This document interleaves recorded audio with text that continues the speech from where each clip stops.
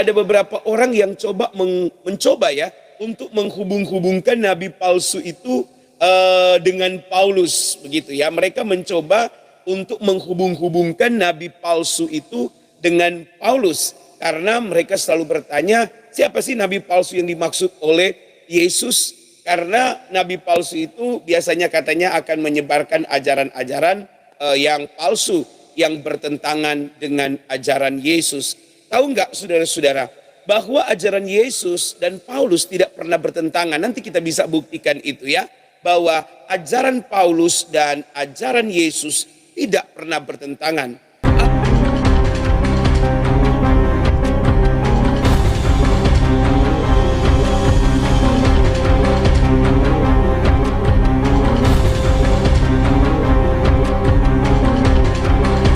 Assalamualaikum warahmatullahi wabarakatuh.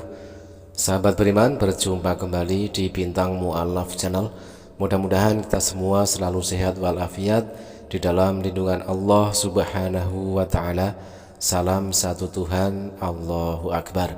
Sahabat, kesempatan kali ini kita akan tampilkan sebuah hiburan datang dari Pendeta Yeremia Sumikar, yang mana di sini akan membongkar tentang katanya tidak ada perbedaan antara ajaran Yesus dengan ajaran Paulus.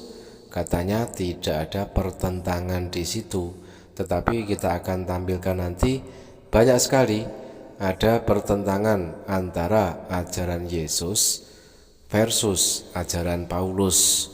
Oke, sahabat, mari kita simak sebuah hiburan yang datang dari Pendeta Yeremia Sumikar. Senang sekali kami dapat kembali terus untuk menjumpai saudara di dalam memberitakan kabar sukacita atau kabar kemenangan bersama dengan Tuhan.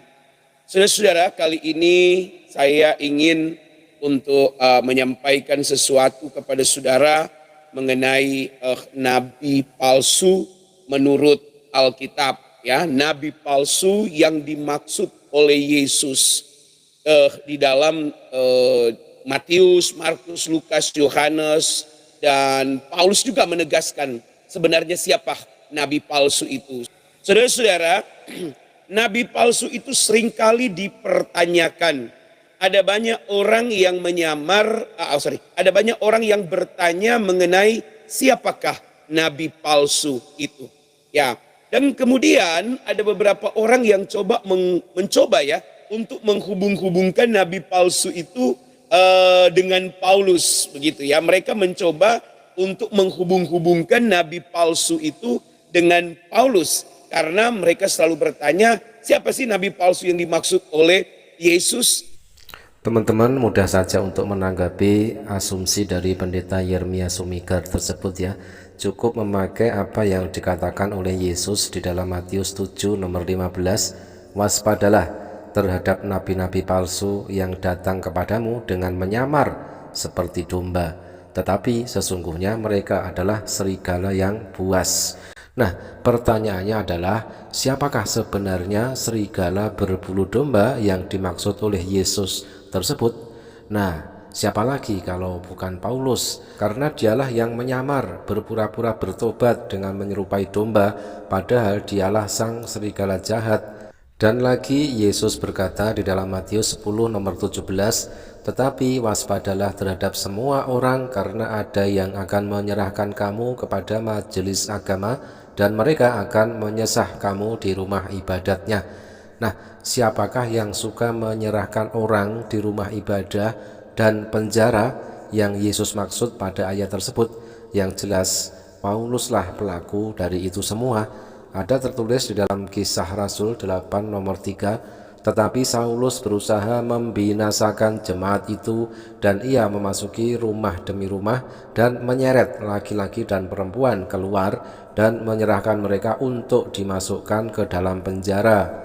Dan lagi di dalam ayat yang lain Yesus juga berkata, yaitu di dalam Matius 16 nomor 6, Yesus berkata kepada mereka, berjaga-jagalah dan waspadalah terhadap ragi orang Farisi dan Saduki. Nah, pertanyaannya adalah, siapakah penyesat dari orang Farisi itu? Yang jelas tidak lain dan tidak bukan adalah Paulus, sang pendiri ajaran Kristenlah penyesat dari Farisi tersebut. Ada buktinya di dalam Kisah Rasul 23 nomor 6, dan karena ia tahu bahwa sebagian dari mereka itu termasuk golongan orang Saduki dan sebagian termasuk golongan orang Farisi, ia berseru dalam mahkamah agama itu, katanya, "Hai saudara-saudaraku, aku adalah orang Farisi, keturunan orang Farisi. Aku dihadapkan ke mahkamah ini karena aku mengharap akan kebangkitan orang mati."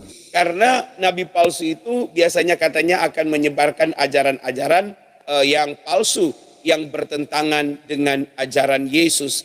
Tahu nggak saudara-saudara, bahwa ajaran Yesus dan Paulus tidak pernah bertentangan. Nanti kita bisa buktikan itu ya, bahwa ajaran Paulus dan ajaran Yesus tidak pernah bertentangan. Atau Paulus tidak pernah menyampaikan sesuatu yang bertentangan dengan yang disampaikan atau yang diajarkan oleh Yesus.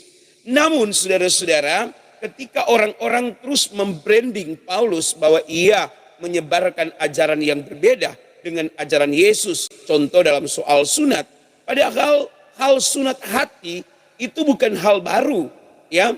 Di dalam semua perjanjian, baik perjanjian lama maupun perjanjian baru, sunat hati itu adalah sebuah sunat yang lazim, yang sudah terbiasa, yang sudah familiar di telinga orang-orang Yahudi. Oke, dikatakan oleh pendeta Yeremia Sumiker ini ya, bahwa katanya tidak ada pertentangan antara ajaran Paulus dengan ajaran Yesus. Nah, di sini secara spesifik pendeta Yeremia Sumiker langsung memberikan contoh, yaitu ajaran sunat, tetapi di situ dikatakan oleh pendeta ini adalah sunat hati. Oke, kita akan tampilkan ayat-ayat yang mana Yesus mengajarkan dan mewajibkan setiap anak laki-laki harus disunat. Ya, ada di dalam Lukas 2 nomor 21, dan ketika genap 8 hari dan ia harus disunatkan, ia diberi nama Yesus, yaitu nama yang disebut oleh malaikat sebelum ia dikandung ibunya. Lukas 2 nomor 21. Inilah perjanjianku yang harus kamu pegang, perjanjian antara aku dan kamu serta keturunanmu, yaitu setiap laki-laki di antara kamu harus disunat, haruslah dikerat kulit katanmu, dan itulah akan menjadi tanda perjanjian antara aku dan kamu. Ada di Kejadian 17 nomor 10 dan 11. Anak yang berumur 8 hari haruslah disunat, yakni setiap laki-laki di antara kamu turun-temurun, baik yang lahir di rumahmu maupun yang dibeli dengan uang dari salah seorang asing, tetapi tidak termasuk keturunanmu. Ada di Kejadian 17 nomor 12 sampai 14. Sedangkan ajaran Paulus meniadakan hukum sunat, yaitu ada di dalam Galatia 5 nomor 6. Sebab bagi orang-orang yang ada di dalam Kristus Yesus, hal bersunat atau tidak bersunat tidak mempunyai sesuatu arti, hanya iman yang bekerja oleh kasih. Ada di dalam Galatia 5 nomor 6. Selanjutnya, sebab bersunat atau tidak bersunat tidak penting, yang penting ialah mentaati hukum-hukum Allah. Ada di dalam 1 Korintus 7 nomor 19.